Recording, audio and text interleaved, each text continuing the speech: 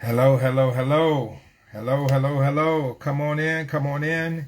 Thank you for joining me for another Wealth Talk.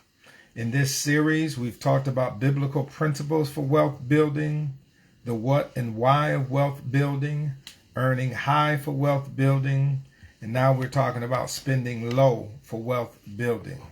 Under spending low for wealth building, we've talked about the 4 roadblocks to building wealth. We've talked about 4 great programs offered by MWR. And today we're going to talk about 3 closing comments about spending low. First, understand the difference between your needs and your wants.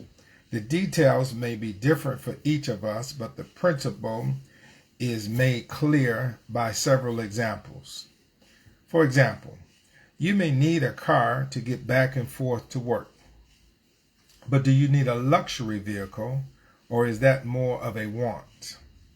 You may need a certain number of outfits to wear, but do you need all name brand clothes, or is that more of a want? You may need to eat, and you definitely need to eat. That's not a may. You need to eat, and you may even need to eat out a certain number of times just for your mental health. But do you need to eat out every day? And do you need to eat at such expensive restaurants, or is that more of a want? If you're going to take limited funds to build wealth, you will have to focus on needs instead of wants. That's number 1. Number 2, second, understand the pull of emotional spending. Just like some people are emotional eaters, there are those who are emotional spenders. They spend money to feel better.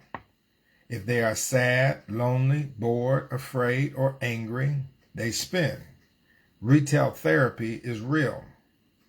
They spend to celebrate as well. If this describes you, you have to really work on fighting against this terrible habit. Life is not fair. You will experience all kinds of emotions, and yet you have to control your spending if you're serious about building your wealth. That's the second closing comment. So understand the difference between needs and wants. Understand the pull of emotional spending. And then one last thought under spending low. Understand the value of a budget. It is a great idea to have a written document that shows your projected income and expenses. You can Google household budget templates to give you a fantastic start with building your budget. Just go to Google, type in household budget template, and it'll give you a great start for building your budget. Key ideas to keep in mind with a budget is to be honest with both your projected spending and your actual spending so you can make adjustments as needed. At various points, you will have to decide, are your wants more important than your needs?